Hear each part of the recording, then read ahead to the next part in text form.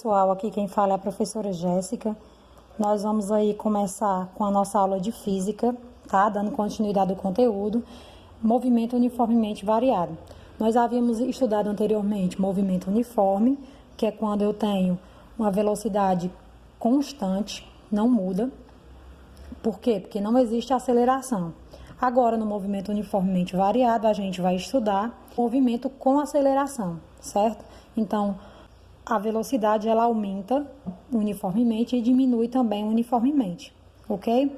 A definição de movimento. Movimento é o movimento no qual o objeto aumenta ou diminui sua velocidade uniformemente, né?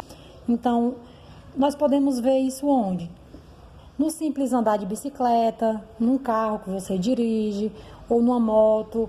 Então, tudo isso pode ter movimento uniformemente variado, porque tudo tem aceleração. E eu usei aí uma imagem do foguete, porque esse foguete é bem interessante, né? Que também pode ser um exemplo de movimento uniformemente variado, certo? Que todos eles têm aceleração. E o que seria essa aceleração? Né? A aceleração escalar média. Essa aceleração, ela é a grandeza física que mede a variação da velocidade de um móvel em um determinado intervalo de tempo. Então, a aceleração ela é a taxa de aumento ou de diminuição da velocidade. Então, por exemplo, eu tenho uma velocidade que ela inicialmente é 0. E aí, a cada segundo que passa, ela aumenta 2. Então, passou um segundo, a velocidade é 2. 2 metros por segundo. Aí, passou mais um segundo, é 4. 4 metros por segundo. Mais um segundo, 6. Então, a aceleração é essa taxa de aumento da velocidade. Certo? Então, a cada segundo que passa tem um aumento nessa velocidade ou uma diminuição. E isso seria a nossa aceleração, ok? Um exemplo, né, de movimento uniformemente variado. Esse movimento aí, ele é um movimento no qual não é retilíneo ainda, tá? Por isso que eu coloquei o carro, ele fazendo uma curva, como se fosse uma curvazinha, subindo e descendo uma ladeira, certo? Mas é um movimento no qual a velocidade ela aumenta uniformemente. Esse exemplo é um exemplo bem interessante. O exemplo 1 mostra um carro em movimento uniformemente variado e parte do repouso, né? E após 5 segundos ele atinge a velocidade de 5 metros por segundo. E aí ele pergunta qual a aceleração média desse carro. Então, aqui seria uma linha temporal. Ele saiu do tempo 0 e foi até o tempo 5 segundos. E aí, a velocidade, ele estava em repouso, saiu também do 0 e foi até os 50. Então, como seria, né, essa resolução dessa questão? Poderíamos usar essa fórmula aqui, da aceleração média. A aceleração média igual a ΔV dividido por ΔT. Quem seria essa aceleração, né? Ele está perguntando. O ΔV é 50 metros por segundo, que é a variação, né? De 0 para 50, a variação é 50, né? E o tempo, 5 segundos.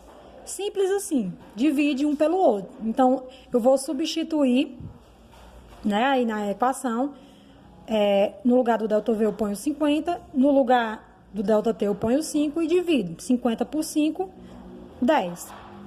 Então, vamos continuar. No movimento uniforme, a gente pode ter o movimento acelerado, certo? E o movimento retardado. Que, no caso, como seria esse movimento acelerado? O movimento acelerado ele tem suas características. A velocidade ela aumenta, como se você estivesse acelerando um carro. Ele está no tempo 0 segundos. Aí, a cada segundo que passa, ele vai aumentando 5 metros por segundo, né? Então, se a velocidade está aumentando, a aceleração ela é positiva e eu tenho um movimento acelerado. Agora, se eu tiver o contrário, né, movimento retardado, então, no tempo 0, eu tenho um carro que está numa velocidade de 20 metros por segundo e a cada segundo que passa, ele diminui 5 metros por segundo. Então, no segundo, ele está em 15 metros por segundo. No 2 segundos ele está a 10 metros, quer dizer, sua velocidade está diminuindo, né? Se a velocidade diminui, a aceleração ela é negativa. É como se você estivesse freando, certo? Freando o carro. Então, o movimento acelerado, você acelera, o retardado, você freia, ok?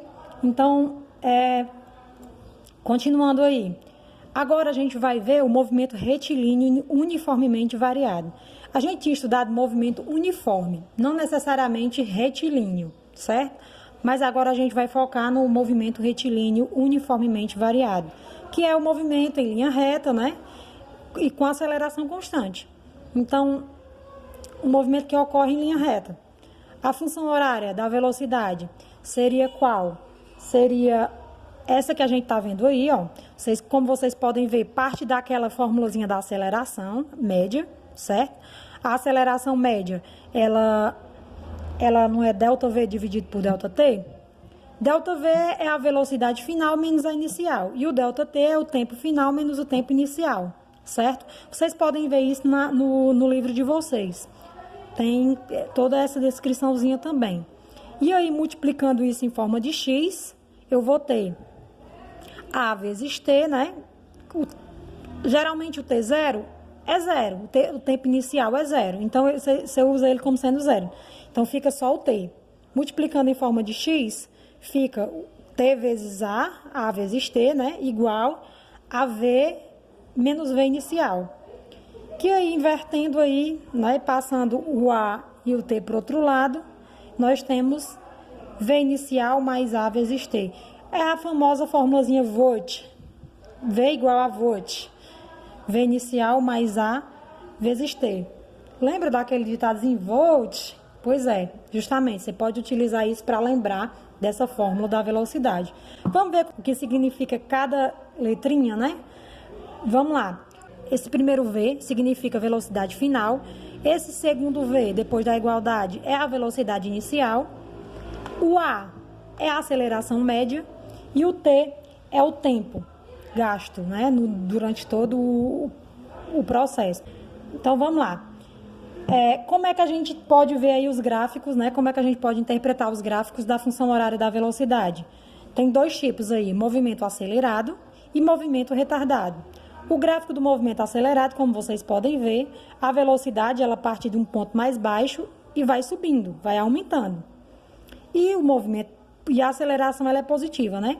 Já no movimento retardado, podem observar aí, né? Ele tem a velocidade mais alta e vai decrescendo, vai diminuindo, né? Com o tempo, com o passar do tempo. Por isso que o gráfico ele desce, em vez de subir como o do acelerado, ele vai descendo com o tempo, ok? Continuando aí, né? Vamos aí para resolver um exemplo. Observe a figura abaixo, a representação do movimento de um corpo com velocidade escalar inicial. Quer dizer, velocidade escalar inicial não nula. Então, o tempo inicial é zero, começa do zero, certo?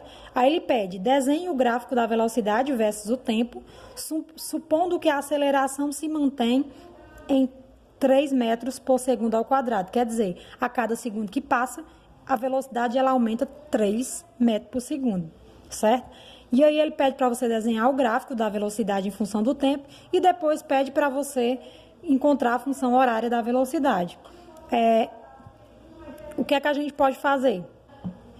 Olha só, como vocês podem ver na tabelinha, eu coloquei aí, ó, esse exercício tá lá no livro de vocês também.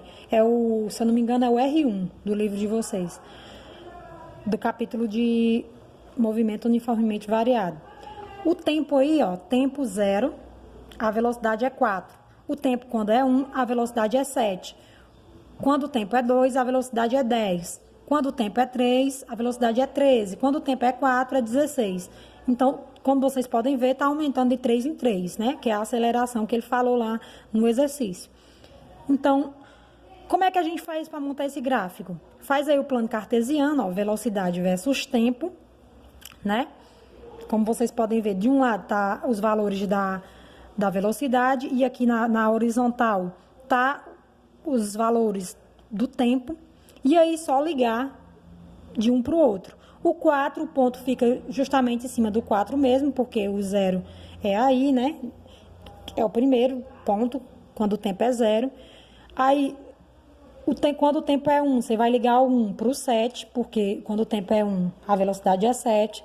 Quando o tempo é 2, liga para o 10, faz o tracejadozinho para o 10. Quando o tempo é 3, a velocidade é 13, então você vai ligando aí o 3 para o 13 e o 4 para o 16, certo? No final, você só traça essa linha aí mais escura que tem do 4, ligando todos os pontos, certo? Se você lembra como fazer plano cartesiano, é do mesmo jeito. A letra B pede a função horária, né? Como é que elabora a função horária? Primeiro eu tenho que saber os valores que variam e os que não variam. Quem não varia é a velocidade inicial e a aceleração. Então, nós temos aí a velocidade inicial sendo 4 metros por segundo e a aceleração a gente vai calcular. Ora, você pega a velocidade final, que é o 16, menos a velocidade inicial, que é o 4, e divide pelo tempo final, que é quando a velocidade é 16 e o tempo não é 4, menos o tempo inicial. Quando a velocidade é 4, o tempo não é 0. Então, você usa esse parâmetro aí. Aí, só calcula 16 menos 4, que dá 12, e 4 menos 0, que dá o próprio 4. E divide. 12 dividido para 4, 3. Então, os dois números que não varia de forma alguma, né, com o passar do tempo, vai ser a velocidade inicial. Por quê? Porque uma vez que você saiu daquela velocidade, não tem mais como mudá-la, né, naquele movimento. E também a aceleração, porque ela é constante. Quem é que muda? Quem é que vai mudar? O V, que é a velocidade final, ele muda de acordo com o tempo. Quanto mais o tempo passa, maior vai ser essa velocidade, porque a aceleração ela é positiva, certo? Então, a aceleração positiva. Então, bora substituir. V, eu repito V, igual V inicial é 4, né?